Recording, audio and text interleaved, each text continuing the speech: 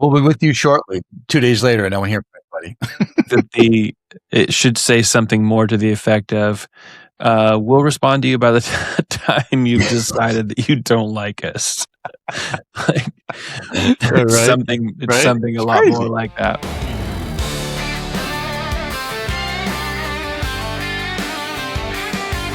You say it's a game changer, but does it sell cars? Does it sell cars? If your social strategy still looks like it did 2 years ago, well, we've got some bad news. Today, we're talking about what's already working right now and what's about to stop working completely. Welcome back to But Does It Sell Cars? This is the podcast where we break down the marketing tools and strategies that actually move metal, that being cars, not just make your reports look good. Everybody's got that. I'm your host, Sean Rains, and today's episode, I think you're going to love it. We're talking about 4 major shifts happening right now. We're going to talk video inventory ads. We're going to talk a little AI and reputation. We're going to talk, of course, about Facebook Marketplace, and everybody loves talking about this right now, FTC changes that could catch dealers off guard if you're not paying attention.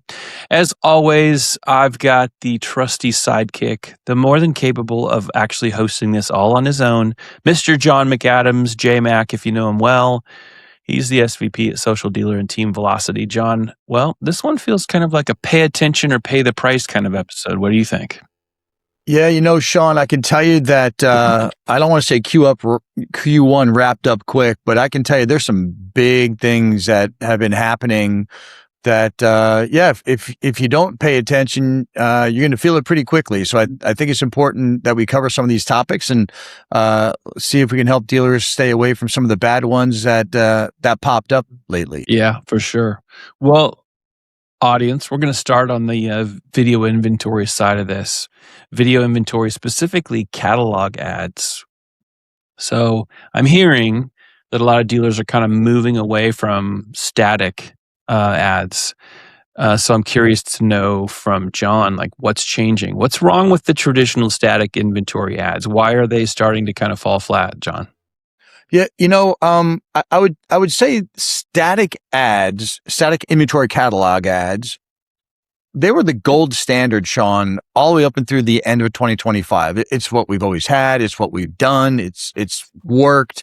There's not a lot of tweaking that go on inside of those, right? But when you start to peel back the onion a little bit further, you find out that what's old doesn't always work today, right? And the way that technology is drastically changing, it was inevitable that static inventory catalog ads were going to follow suit one day as well, right? So, if you look at your own news feed, regardless of the channel that you're on, do you stop more at static images or does motion kind of grab you, right? When we sit in front of our TV, we don't look at pictures, we look at video, right? So we're kind of used to this video view, and that's how we want to be served these ads up. Right. So recently some social channels have embarked down that road of really bringing video catalog ads to the consumers, and for good reason with some of the KPIs that are out there. It's pretty interesting because you can do so much better storytelling with video. I think that's obvious to everybody, but a lot of people are, emotionally triggered in one direction or another, and that's sometimes, I guess, that's not always the best thing, but in a lot of cases, it actually emotionally triggering people through video advertising is actually a really good thing. Letting people kind of feel something through that, like you say, with motion and with video that you don't. It's a lot harder, and in fact, in some cases, almost impossible to do through static. So, I mean, that totally makes sense. That seems like a natural shift. What kind of performance difference are you seeing? Performance difference when dealers are switching to more of a video first concept here? Yeah, the performance is pretty drastic. And I want to be clear, it's not that static inventory catalog ads will go away, right? I think there's still a place for them, as well with other traditional media, even social media, right? Do we go all video and forget static? No, we blend in a healthy balance of it. But we know during that scroll experience, like what's going to make them stop more often, it's going to be video. And when we began to beta test this, right, we saw a dramatic increase in conversion rates, right? So 20% higher in conversion rates, click-through rates were happening on video versus the static that was out there. And then when we looked a little further, we found that the cost per click was down 17%, call it 20% down the other way, right? So when we looked at it as holistically, I can get higher click-through rates and it could cost the dealer less to get to the result of having somebody come in and be aware of their vehicle or submit a lead or come into the website through a VDP click, right? And engage and buy a car that way. So it's important to know, static inventory catalogs will probably not go away in the near future. There's a place for them, but the gold standard coming in 2026 is going to be video inventory catalogs. And these are not just a video social media ad, right? Some people, they don't understand what a video catalog is. Imagine taking your entire inventory catalog, and converting it to awesome, engaging, inspiring, motivating video that then gets into the catalog that then gets pushed through the API to Meta. And that's what the consumers see, right? So it's important to know, John, it's not just a video ad that we created in the creative department and we're calling that a video inventory catalog ad. No, this is your entire inventory catalog from 1 car to 1,000 cars every single day gets repurposed into a video. They're getting pushed into a catalog that then goes to Meta or TikTok, right? So that the video of that vehicle and their attributes are on those channels. That has jogged a couple of thoughts. And one is, I love it when the platforms expand in their capabilities and things that, in this case, static versus video cataloging. The reason why I love when things like that begin to emerge is because it also gives another point of reporting to compare when some of the decision making of how we're allocating within the model lineup. Now we've got more variation. What I'm thinking, Lemma, I'll just give you a very quick example. Like if I'm a Toyota dealer and we're moving a lot of, 4Runners, and maybe the Tacoma is hotter than the Tundra at this particular time or whatever, but maybe the Tundra isn't moving very well. Wouldn't be the first time Toyota's had that problem.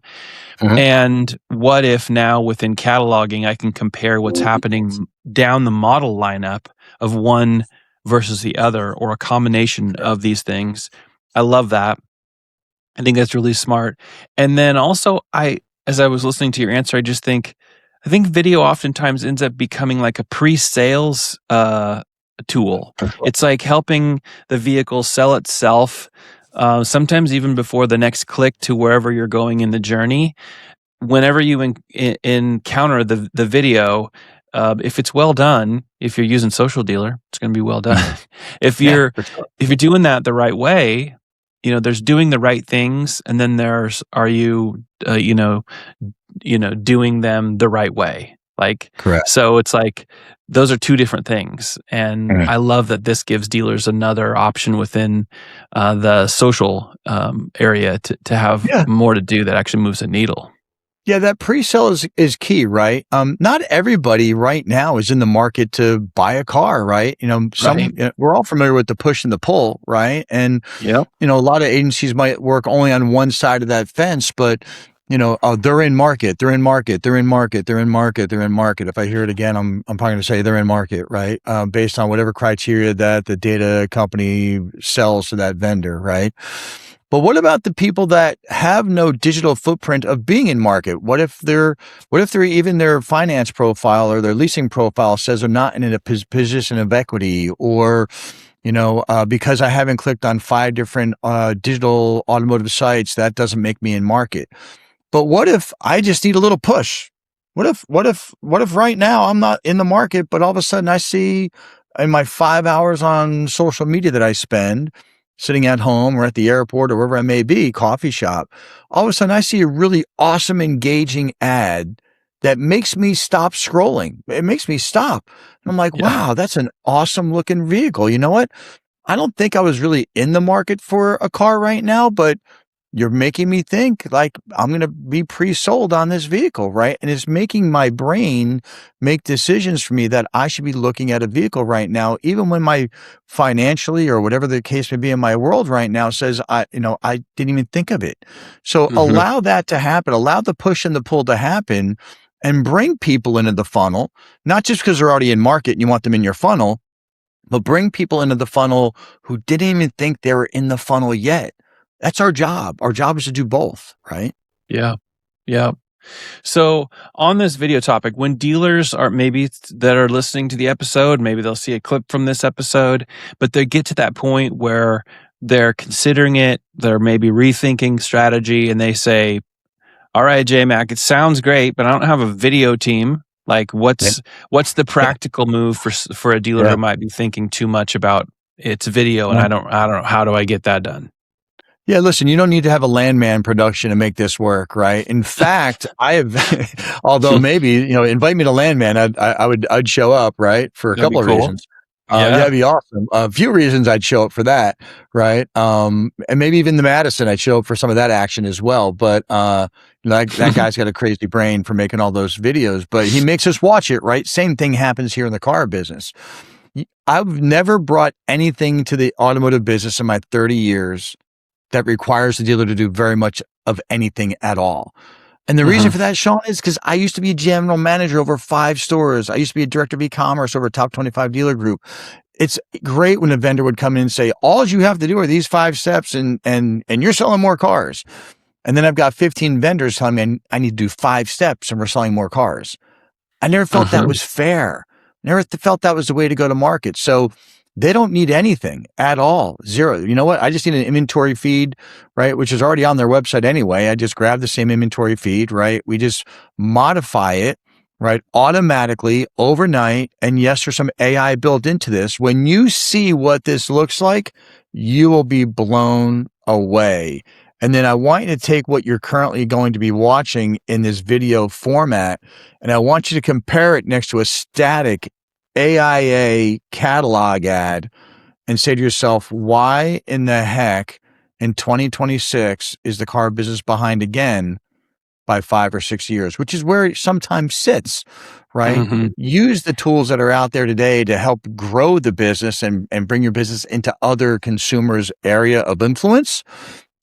But it will never, ever involve me asking a dealer to put more weight on their already burdened processes at the store to make this work.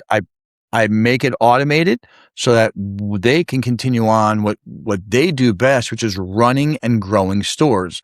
Not worrying about Hollywood production crews and does this look right, or does that video sound right, or does the auto track work? They shouldn't worry about that at all because that's not their Yeah. line of expertise, right? So Yeah. we take that all on ourselves to do.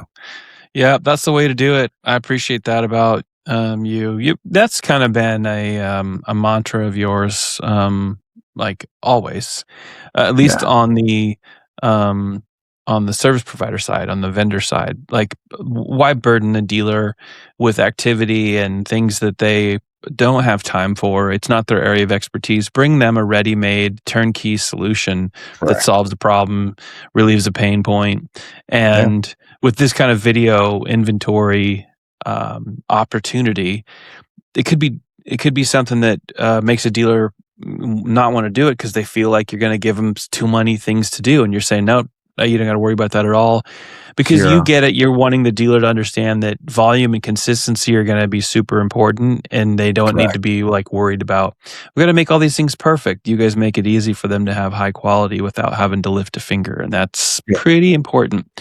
And one Are other you okay? thing, let me jump in there and say Go one ahead. other thing, right? Please do. There's a couple of vendors in this space that are currently doing it. We're one of them, right? Not every vendor got behind it. Not every vendor has a tech stack to do it. Not every vendor believes it. Maybe they're happy where they're at. That's fine, right? So it's not a sales pitch. Hey, only come to SOCIALDEALER. We're the only cats on the street that have it.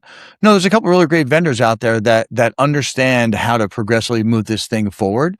And listen, if it's another vendor and you're growing your business because of it, I am 1,000% fine with all that. And Sean, you know me well enough now. If you can find a vendor that helps you grow and you learn from me to do it, I'm still okay with that, right? My job has always been, and I feel it's my job, is to help dealers grow with or without Social Dealer. That's my job, right? My job is help grow this business so that we all can be very profitable and do the right things for our consumers. If another vendor can do it for you, I'm all for it, right? I'm just here to say we should all be getting into video, dynamic video catalogs before the end of 2026. Let's not do it in December. It's available. By the way, Meta General released it out. Meta GR'd it out on January 2nd. It's now sometime in April. So you're 4 months behind if you're not already there. Yeah. Yeah. I think it's awesome that you reiterate kind of your kind of personal ethics and value of why people, keep their rapport and relationship with you for decade after decade because of what you just said. It's like it's so important, and it's fantastic that you have the support that allows you to say, I need to be somebody that you trust because I have this rich experience in an industry on both sides that matter when people need a trustworthy person in their network. And then here you are. It's like, hey, we might have this. And if you want to go here, that's great. You also might come to me and say, what do you think of this? And it might be fine too. Go ahead. Yeah. I think that I promise to be transparent always, right? Always transparent. Yeah, that's critically important. Okay, so audience and JMac, this will feel like I'm downshifting or maybe upshifting or just hitting a quick left. But we're going to do a little bit of a transition. Video definitely gets attention. I watch way too much video. You and me both. But now I want to talk about like what determines whether you even show up in the first place. So let's talk a little bit about the AI side. Let's talk about Gemini. Let's talk about, for dealers who haven't wrapped their heads around it yet. John, what's changing? There's a lot. And I'm gonna preface it by saying this. As a techie, nerdy car guy who was a GM over 5 stores, moving them from red to black, like you said, Sean, I know a lot of sides of this spectrum. I'm not the deepest guy in AI, but I know what it does for dealers at, say, a low to medium level, right? There's other folks out there in this industry that are absolutely trying to bring AI into the automotive sector in a very hands-on real world. And I will tell you that if I was a dealer, I would be absolutely positively making sure that I was moving in that direction. You could say you don't like AI. You could say AI does this or AI doesn't do that. But I'm telling you right now, if you're not exploring at least the low to medium level of AI at your store or stores in a very significant and impactful way, that train is going to leave the station very soon. So let's talk about Gemini AI and rep and organic. Right. So Gemini results show up at the top above the SERPs and above the sponsored listings, and is going out there. AI is going out there. Gemini is going out there and is looking at all your online digital assets in a way that never has been done before, because AI and agents are now available at a mass level, right? So can it now not only look at all your Google, transcriptions that are out there? Sure. Can it go out there and look at all your reputation now and look at both the positive and the negative and read through it instantaneously and figure out who you are and what you do? Can it at the same time go out to your social channels and look at those reviews and see what it is that you do and how you do it and how you maintain your relationship inside the community? Could it go out and look at Carfax and DealerRater? Can it go out and look at all these properties instantaneously to decide of, I'm looking for a new fill in the blank, Ford, Chevy, Toyota, Nissan, Subaru near me, right? And if it likes what it finds, let's be honest, if it likes what it finds, and likes means, are you doing a good job for your community based on what you say you do? Will I serve that up in my AI or Gemini AI listings? And the answer is, you're darn right. That's exactly how it works. There's other factors in there, but we can't ignore it anymore. We can't just say reputation or organic is a check the box. If your reputation is out there sending reviews, but you're not answering the reviews and there's not a bi-directional component there, you fail, right? If your organic is being done at the store or by a vendor, it doesn't matter who, and there's communication or engagements happening on those channels and you're not re-engaging in a very positive way, you lose, right? You lose the ability for Gemini to really get a good flavor for you and decide whether or not they should lean into serving you up above those listings and those sponsored ads before anybody else. So yes, in the past, it didn't matter as much other than helping our communities out. Now, as a business, it is an absolute must to get this stuff done. Yeah, I mean, it makes a lot of sense, especially with Gemini and what you end up seeing in the AI summary, and even what happens in the summary of like aggregate reviews within the Google Business Profile. Oh my gosh, yes.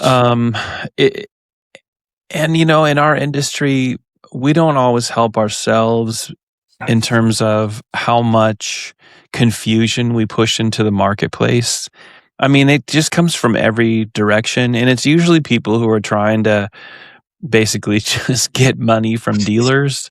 Pretty much. But you have, you even have dealers who are just recently on LinkedIn, like, hey, I'm talking about SEO, and had a SEO webinar, like a dealer talking about SEO. And I'm trying to figure out what's the why behind this. They don't sell SEO services. They used to. I was trying to figure that out, and was doing a little bit of research because I'm thinking this is a message for dealers to try to be, advice and practical help for dealers. Okay. Yeah. And I'm thinking that's one example of several right now, people who are talking about AI as it relates to search, reputation, all this kind of stuff. The dealers get a little bit overwhelmed. And then it's like, who do I trust? Who is the reputable source? So, for the dealers that tune into the podcast, call John McAdams first, because John will be the guy who says, I know the answer to that, or I can help you with that, whatever that means to you. If that means you got to buy something or it's just free advice or whatever. John will also be the guy who says, I don't know the answer to that, but I know the guy that does, or the gal that does. And he will just connect you with those people. And we need a lot more of that. Because it's just, can I get real with the audience for a second? Do you think they'd be okay with that? Right. I think this needs to be said. And listen, the car business, although coming a long way with a lot of people who are getting more technical, is still very much a non-technical industry. As a former salesperson, general sales manager, e-commerce director, director of IT, and general manager, I've been around a lot of people on the retail side, and I still meet with a ton of people on the retail side. There's a lot that still technically are just not, they're not propeller heads, right? So let's just be honest. We sell cars to people. We service cars for people. We didn't go to IT school or Embry-Riddle or any of these other schools to fry tech to learn technology to sell cars, right? And I think that's an important piece of all this, is that we shouldn't be ashamed that we didn't, right? I didn't. We shouldn't be ashamed that we didn't go to technology school or engineering school to figure this all out, right? The important thing to know is when there's folks out there that have a really good understanding of it and they truly want to help dealers grow. And I don't know very many people that will say, use me or don't use me publicly in a forum, but let's help you grow. I will say that I've been saying that my entire career with 30 plus years in the car business, right? But there's certain things that we have to stop, treating as a side project. Right. The OEM mandates. So let's check a box. Oh, OEM mandates rep. So let's check a box, but don't worry about it. Bill, just go sell more cars. But then online, everything is starting to really disconnect, right? Especially now, because so many things are connected. So, when you've got all this visibility out there and exposure digitally, and you've got tools at milliseconds and microseconds can gather all this information and decide publicly what it thinks about you. By the way, this is deciding publicly what it thinks about you and serving that up to consumers that may or may not want to buy a car from you. It's critically important that you just lean in a little bit. I'm not saying put your propeller hat on. I'm not saying that, but lean in a little bit so that, you're not caught off guard with some of these things and you're wondering, well, how did dealer number A, B, or C, 8 to 10, 12 miles from me all of a sudden start to get ahead of me, right? Like I've been ahead of them forever, but now they're either gaining on me or they're getting ahead of me. So lean in a little bit more than you might be used to. Or if you're not comfortable, lean in a little bit and call somebody and have them hold you, right? Kind of like, that stone over an island where you got to lean upside down, the Blarney Stone, you got to kiss the bottom of the stone. You got to have a lot of faith in that old cat sitting there on a slimy rock, holding you up 300 feet to kiss a rock, right? Yeah. Just lean over a little bit. Mm-hmm. Well, before I move to and transition into our next segment, I want to ask and maybe I'll just serve it up this way. Do you think then, like maybe the biggest mistake that dealers are making around this AI related shift, especially this kind of medium kind of entry and intermediate, which there's a lot going on in that. I don't mean to use those words in any way to be dismissive of still how significant kind of even the shallow end of the pool with AI is, because it is. Do you think that the biggest mistake is that dealers aren't leaning in, like they're not doing that self-learning? Like you got to go in and start to play with stuff yourself. You've got to, I talked to somebody, another podcast last week that they felt really strongly about that. They're like, absolutely. Like that's the first place for all automotive leaders to be going it's like self-learning. Correct. Well, listen, I would classify myself as probably very knowledgeable and very technical in the automotive retail space, on top of all my sales skills in retail. I myself reached out and said, if I'm going to be a better friend and partner to my dealers that call me all the time, I need to John McAdams is going to get deeper into AI learning for automotive. Not because I don't, currently code my own agents or I don't sit there and play with AI all the time, much different than probably some other people do, right? At a much deeper level, but because I need to get better so that the people around me can get better, so my dealers can get better. So, at a very high level, I wouldn't brush it off and say, 3 or 4 rungs down, I'm a dealer principal. I'm going to give it to my guy 3 or 4 rungs down and my gal 3 or 4 rungs down to figure it out for my business. This is one of the things you need to get involved with to help them to figure out this part of your business with you. Yeah. Because one thing I just am sometimes amazed at is we allow people to make decisions at our dealership who don't run our dealers. And these are multi-billion dollar organizations. Yeah. We need to get involved and at the high level understand how this is affecting our stores so that we can help them and guide them and mentor them at our store to become experts at our store, I'm a big proponent of that for sure. Yeah, you just said something I could go on for hours about. I'll just say this. I literally just yesterday, I see a video post, conversation. Maybe it's a podcast, maybe it's a video series. I don't know. But there are 1, 2, 3, and plus their guests. There's 4 people talking about selling cars. One of them, I think, has actually sold a car. The rest of them are espousing all this advice to dealers, talking about things like, if you're still thinking that, price is the most important thing, it's experience. And I'm like, who is taking these people seriously when they don't do what they're talking about? It's not their job. Their job is to tell me what I'm already doing every day on these 30-day razor's edge, schedules that it's like so much pressure, so much challenge.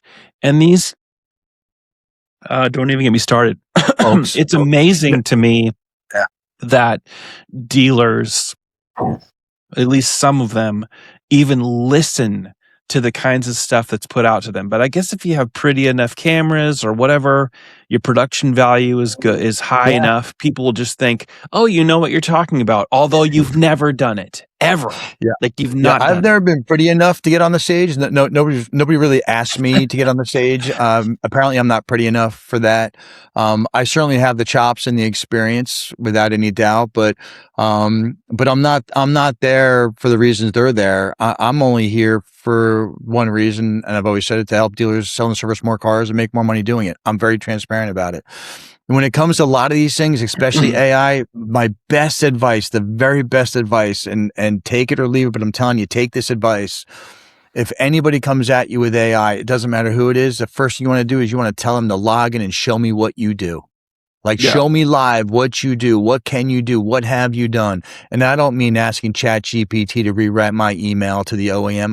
That's not AI, my friends, right? Like you put them on the spot. And if they can't, or they stumble, or they say, you know what, that's not really my wheelhouse, Sean, let me go get you somebody in my company that does that. You should just get up, let them exit the door, shut your door, and go about your day selling cars, because that's not the partner you need. You need somebody in your store or on Zoom that can literally log in today and prove and show that they've got the chops to do this. We can all talk about it. Trust me, I know I can do it. I know you can do it. I hang out with people that can do it, not people who talk about it. Yeah. We have a mutual friend that built a tool. I don't know if it's something that he's going to push public or not, but that built a tool where you can drop in the URL of a company who's talking about all of its AI glory, and it'll tell you exactly what's what. It'll give a dealer a list of questions to ask these people that'll put them on their heels and make them prove whether or not they're legit or whether just some kind of ChatGPT wrapper around some garbage. Well, all right, let's shift gears into a channel that's been around for a long time, but it feels like it's about to change again. And I know you love this topic, which is Facebook Marketplace. And you have said this a lot, like this is something you need to get in now before another big change happens. I've heard you say that multiple times because you're on the front edge. You guys have a very close rapport with Meta, so you get to know things oftentimes long before the marketplace. What do you mean when you say that? Like, hey, get in now. There's some things that are changing as it relates to marketplace. What do we need to know there? Yeah. The more things change, the more they stay the same. But in this case, the more they change, right? I'm telling you, the change is inevitable in this sector of the business. You know, I grew up on marketplace when I was selling cars. I remember when it hit the street. I remember when Craigslist hit the street. I remember when BBS, bulletin board systems, were the thing, right? So innately, I know how powerful this tool can be. I also know that when Marketplace or Meta decided to change the way they went to business, it left a lot of dealers out, right? And there's a lot of bad information on the street saying that as a dealer, you can't list your vehicles anymore on Marketplace. Well, that never really happened. That was just people who didn't understand the change, basically running for the hills and trying to push you into some other added spend somewhere else. So Marketplace has been here. It hasn't gone away. It just needs to be done in a different perspective. Now, will it always change? It will absolutely always change. So, you know, those video inventory catalogs I was talking about, Sean, a little earlier to do on paid social media ads? Well, do we think it's that far off to run video inventory catalogs on Marketplace? So instead of just those static front-facing bumper grill images that they're all white or they're all blue or they're all black, they all look the same after a while. Could you imagine if they turned into video, right? And could you imagine what kind of engagement you're going to get when you're scrolling through a grid of vehicles and yours are the ones that are video and everybody else's is static? It's going to change the game on things for sure. But keep in mind, there are some changes coming down the pike inside of Metaland in the near future that may put everybody back in play again. But it may require some financial commitment from dealers or vendors, right? So keep that in mind. If there was ever a time to get in and get the grandfather, clause, right? I would move quickly. Not saying that you won't be able to do it later. I'm just saying that, by the way, do we all believe Meta is a for-profit business? 100%. Zuckerberg wants his cash, right? So, and Zuckerberg, needs a lot of it lately. So, love him or hate him doesn't matter to me. It's a business for profit. And when they sniff at that there's an opportunity to make money, at this level with car dealers who spend a lot of money, trust me, it gets their attention. So, we're pushing hard to go the opposite direction, but you should be on Marketplace no matter what to help you sell your cars without any doubt. And Marketplace is still really underpriced attention, right? I mean, dealers are maybe kind of sleeping on that too, aren't they? Who's winning the game here? I hate to say it, independents, man. Independent car dealers, they have not pulled away from this. They figured out how to do it. The franchise dealer decided, they weren't going to do it, and the independents came and they said, we got it, right? So now it's your time to take back over all that awareness, right? I think most of us are on Marketplace, and if we're not on the Marketplace, maybe we're on eBay still, who knows, right? But a lot of people, there are millions and millions and millions. It's the world's largest online classified are on Marketplace. When I'm done scrolling my news feed, when I'm at the airport waiting for my plane, I usually go to Marketplace and I start droning out and doom scrolling to that until something catches my eye. And eventually the one that moves catches my eye. We're kind of like fish in the water. That shiny lure that moves, we kind of chase that, right? Yeah. I mean, I put myself in that same bucket because I'm a car guy at the end of the day, right? Yeah. I've walked so many times through the lot and sold so many cars and ran so many stores. Like, yes, I still chase shiny lures myself. I just look at them a little differently now. So keep in mind, if you want that exposure, is it going to help grow your used car market, inventory sales by 100%? No, it's not designed to do that. Can it get you awareness and get you leads and sell an extra 15, 20, 25 cars a month based on your inventory? Sure, because that's where people go to buy used cars. It's part of the strategy. It's not the whole strategy. No, right? Certainly not. Certainly not. So for franchise dealers, I won't even ask you to tell me which franchise dealers are doing it right. But for a franchise dealer that wants to do, because you're essentially saying that there's still massive upside for franchise dealers as it relates to Marketplace. So for a franchise dealer to maybe do, and they don't have to figure it all out by Monday, but what's one or two things? Obviously get started with it, but what's that look like for a franchise dealer? Yeah. First, let's remove from our thought pattern that these all have to be whoop-de rides for 10 grand and under, right? Let's just put that back in 2020 where it belongs, right? John, Marketplace is only for whoop-de rides with 200,000 miles that, if it doesn't sell here, I wholesale it. Okay, well, that's one way to think about it, right? But with the inventory prices, climbing in Marketplace and sometimes getting acquisition harder and harder to happen, right? Get these vehicles. First of all, don't put the $150,000 Porsche on there. You can, but listen, that's not the bread and butter of Marketplace, right? But if you've got anything from, I'll say from 60 grand and under, right? Put it on Marketplace, right? Put it there. By the way, and if it's over 100 grand and it's automatic and it's in a feed and you don't have to touch it, what harm would it be if we put every single vehicle that's on the lot on the Marketplace? Right. No harm. If it sells, great. If it doesn't sell, it's still there. It's still getting you exposure. It's still getting you people ideas of where to go to get these vehicles. Right. So for step one, don't convince yourselves it's for 20,000 and under, what we used to call them rat whoop-de rides, right? That's not what that's for.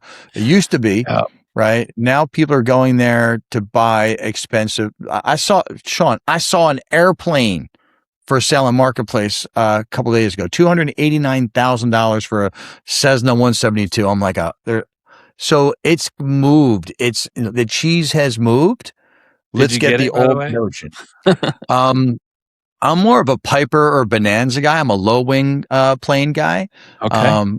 Top wings are okay, but I'm a low wing kind of guy. I like retracts and high performance props and things like that. But at the end of the day, if you can put a Cessna 172 on there for a couple $100 grand, trust me, you can put your whatever it happens to be for 80 grand on there. It sounds like you're an advocate for dealers should treat this like it's a primary sales channel. Like don't treat it as something that's secondary or beyond. That if you actually treat it like a primary, and I love that you already said this, but you don't have to put all of your budget into this strategy. Like you carve out part, and if you're actually doing a good job of actually tracking conversion and ROI by source in terms of all the places where you're trying to create demand or leads, as dealers like to call it, it's not going to take you very long to find out, well, who's your D player or your F player in terms of return on investment, and carve that budget or part of that budget out, put it over here into this channel. Seems to be it's a no-brainer, as we would say in the business. I spoke with a dealer last week, and he was pretty excited. And I said, well, why are you so excited? Like, what's going on in your world that you're rainbows and unicorns? And he found folks at his store, salespeople, that were really into this. And he's got 3 or 4 salespeople, each selling 25 cars to 30 cars a month off a marketplace. It's insane, right? But here's the deal, right? If you had a fresh up walk on your lot and nobody greeted them, nobody invited them in, nobody offered them a bottle of water, nobody wrote them up, none of that happened, you would be mad.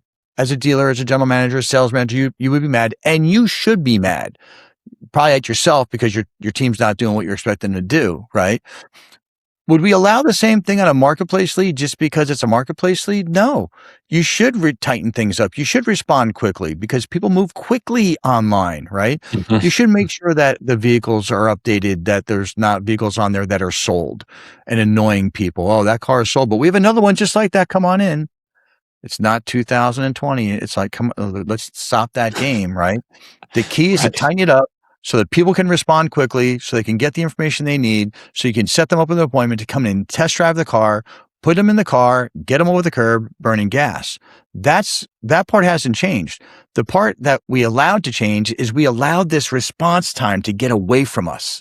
And we believe that people should wait for car dealers to respond to me. Thank you for your lead. Somebody was with you in the morning. I'm sorry. So thank you for the response, but you're telling me that somebody will be with me in the morning? Like, by the morning, I'm already at work. I'm already done. I found a dealer, by the way, who responded to me right away, right? Am I saying the dealer needs to be there 24/7, 365? No, but there's this little thing called AI that could do that job wonderfully for the dealer to gather names and information and emails and phone numbers. Why not use that tool to do the heavy lifting so your team only works on the actual leads that come in? Right? That's why I say tighten things up. Just think about it differently. Tighten it up. Don't say, marketplace, I tried that 10 years ago. It didn't work. I tried Craigslist. It didn't work. Listen, 10 years ago, Miles, will be a lifetime for me. Like, it's so far in the distant rearview mirror, I can't even see it. Yeah. Yeah, it's I love that example because I just see the customer, getting the response. Like, somebody will, return your, will respond to you by tomorrow or by the morning or within 24 hours or whatever. We'll be with you shortly. 2 days later, I don't hear from anybody. I think that it should say something more to the effect of, we'll respond to you by the time you've decided that you don't like us. Something a lot more like that. All right, we got one more turn, one more gear to shift into. All right, we're coming to the checkered flag. I'm going to Indy in May, so let's make this a checkered flag run. Okay, I love it. So this is the last topic, but this is a big one. And this has been lingering on for years now, but it's not optional. This is one where it just keeps getting pretty serious. This would be the FTC ruling impact. So let's talk about that. Let's talk FTC. What's the headline dealers need to understand from your perspective? Listen, when I was a sales manager, maybe GSM, maybe even a GM, we'd find all kinds of crazy ways, to list our vehicles, right? Come to me for $1 less than the guy down the road. And in order to do that, you really weren't transparent. Like, let's just be honest with ourselves. We're pretty good at, not being transparent when we don't need to be, when it comes to actually displaying price. True. And whether we like the FTC ruling or not, for our industry, it's here. And we need to pay attention. Not that you have to abide by it, because I've got dealers who tell me, John, don't worry about that. I got you, right? And do what I tell you to do. Great. Put it in writing and I'm golden, right? But for everybody else who wants to stay on this side of the line, they're definitely cracking down on misleading claims and hidden fees and unclear advertising and there's the federal ruling and then there's a state, version of it as well, right? I know some states where they physically have to put that doc fee is not required and is optional, right? So, I mean, before it was just always doc fee, right? Doc fee, right? But now it's like, it's not, it actually, I think the verbiage is doc fee is not a legal requirement and is optional, right? So, so what you say in the ads and what you say in social, because sometimes posts and ads can be misconstrued, they really have to match. In all reality, they have to match and they have to be transparent. Yeah. Yeah. I think that's very sound advice. The transparency part is not always the favorite thing for dealers, honest. If we're being honest, and this better than I do, but certainly both know this, sometimes there's this demand for a level of transparency that isn't actually necessary, that can actually make things a lot messier and confusing to a customer.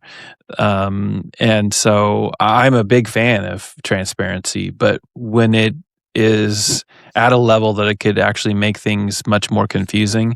But in this FTC thing, this is mostly transparency that's kind of, Main Street, right? It's like, it's not necessarily something that is bad for consumers. Like, they should know. And I get, I think the doc fee example is a good one. Yeah. That's been Listen, one. I used to hard code etch on my buyer's order, Sean. I used to hard code etch on my buyer's order and make consumers believe they had to pay it because I put on the car, right? Yeah. Like that's not transparent when you're in the box in F&I and all of a sudden there's an etch fee of $2.99 for some etch on your window, right? That wasn't put on there until the PDI came out with your car, right? So yeah. So it was bound to happen, right? I'm not saying we're not allowed to make money, because we're allowed to make money. We're a for-profit, business and organization. But at the end of the day, some of the fugazi stuff, and yeah, I use the word fugazi on a podcast. Some of the fugazi stuff is really what brought us to where we are today. And the demand by consumers for having just a little bit more transparency, right? Like just a little bit more. So, like I said, whether we abide by it or we don't, that's a personal decision for every single dealer operator that's out there.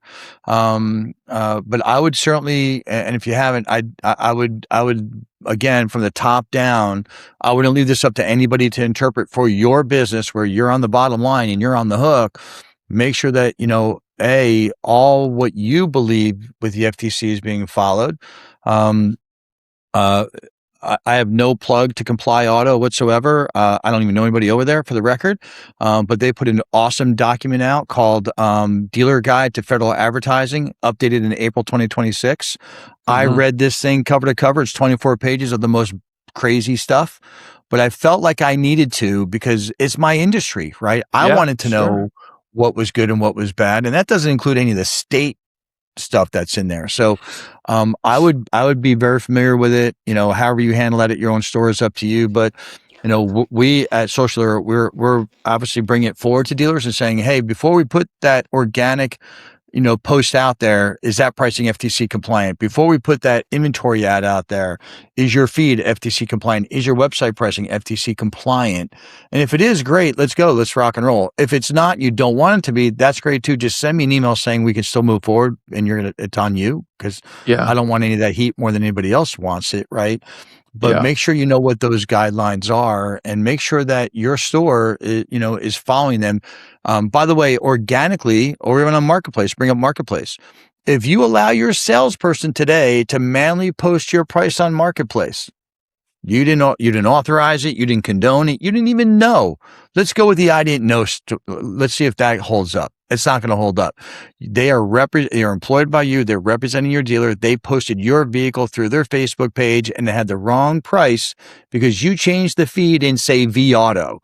And that cat didn't change the price because he's a sales guy. He's just posting stuff. And you get that one wild burr under the saddle.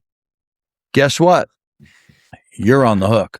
Another reason why you need to automate all of this back to the location that has the right pricing. Yeah, that's interesting that you mentioned that, because that was the next thing I was going to ask you is like, how does this because it does clearly have an effect on paid and organic social specifically. Yeah. And I mean, it's got to be part of your pricing language and disclaimers, all this kind of stuff. Yeah. I mean, it can get really messy really quickly because there's, an entire business of people that may be talking and representing the store, and everybody's got to be singing from the same hymnal. Yeah. I would say, this is going to sound crazy. Don't trust anybody. Right. So I had a dealer call me and said, my FTC pricing is compliant. I said, great. Awesome. I looked at the feed that we got that would feed the website. Guess what was not in the feed?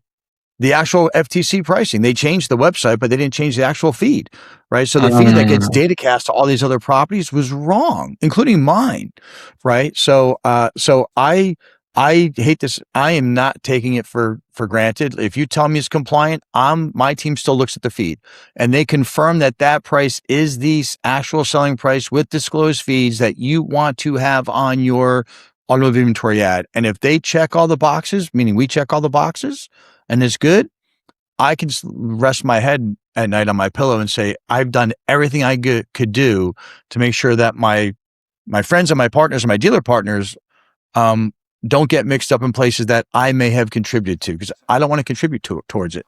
So, I think the best thing is audit everything. Make sure that just because somebody says, yeah, boss, you look at the website, boss, the website's compliant, and you went, great. That's not the end of it. You have to audit it all. You have to look at ads and posts and templates, everything. You have to find out if somebody in your store is manually posting to Marketplace, not using an automated inventory feed, right? That's another. And by the way, imagine you're selling 25 cars a month and the boss comes down and says, stop doing that. And I lose 25 cars a month. That's going to hurt, right? So instead of just taking it away, find a way to make it work all together, right? And that's why I'd say, make sure that you're with somebody who understands the ins and outs, the bits and the bytes from a retail perspective and from an automotive vendor perspective, not just their little ecosystem. I know websites really well, boss, and it's good. Well, guess what? That's not good enough anymore. Yeah.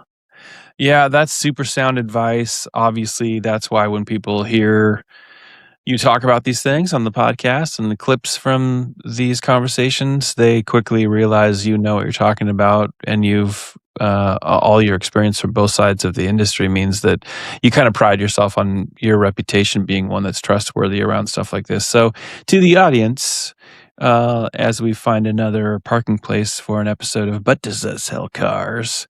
Just know that John McAdams is somebody, if you're not connected with him on LinkedIn, you need to go and connect with him. I would highly recommend also just looking up the Social Dealer company page on LinkedIn and just go and connect with all their people so that you see all the stuff that they're posting. But John is certainly one of those people that oftentimes you might end up being a similar story to many, which is I started talking to this guy, struck up a friendship with this guy, got a lot of good advice from this guy. And then one day I also had an opportunity to do business with him, and then it made sense. So definitely connect with John, and you will not regret that. Quick recap. Okay, so video inventory isn't totally replacing static ads, but it should be prioritized for sure. AI. Don't sleep on the fact that you need to be learning yourself. But AI is definitely rewarding reputation and organic presence. Certainly be looking for that in the Gemini environment, obviously, because of its relationship to Google. Marketplace is still a huge opportunity, at least right now. There's no guarantee that it will continue to be that way.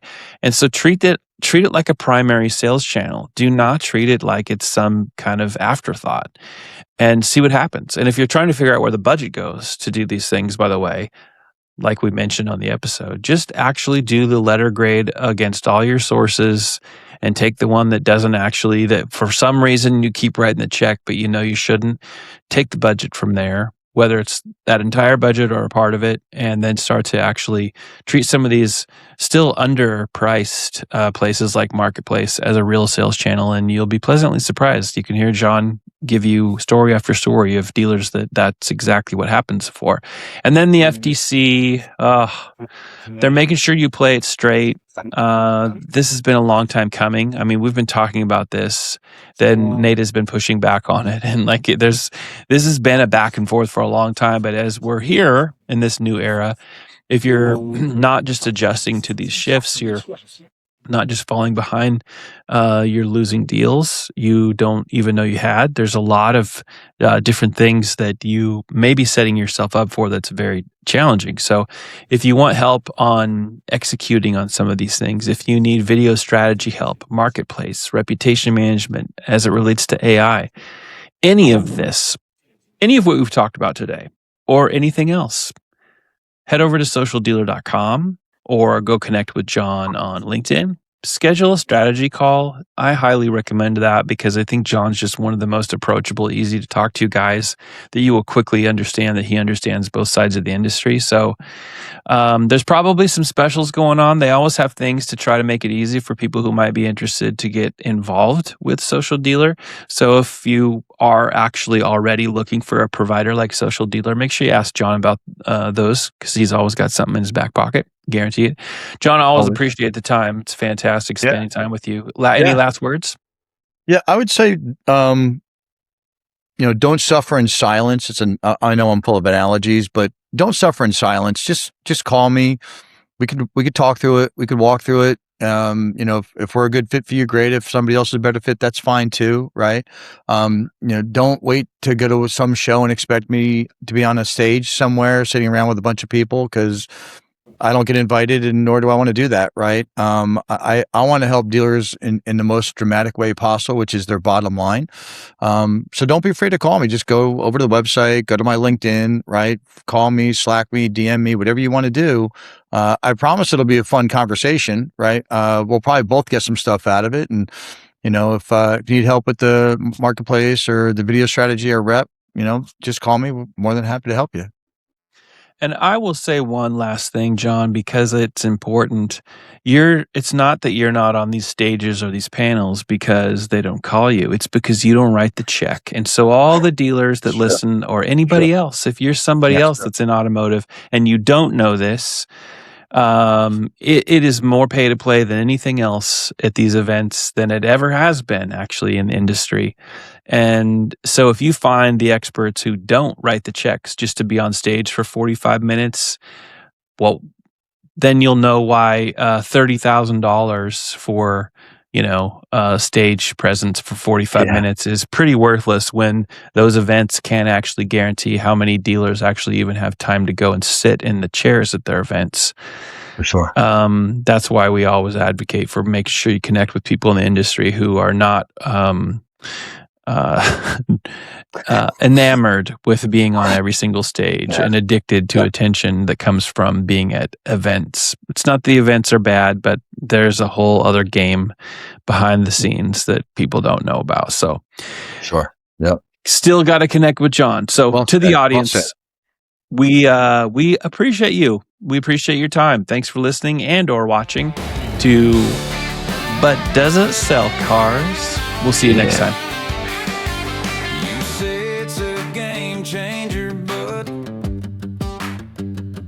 Does it sell cars? Does it sell cars?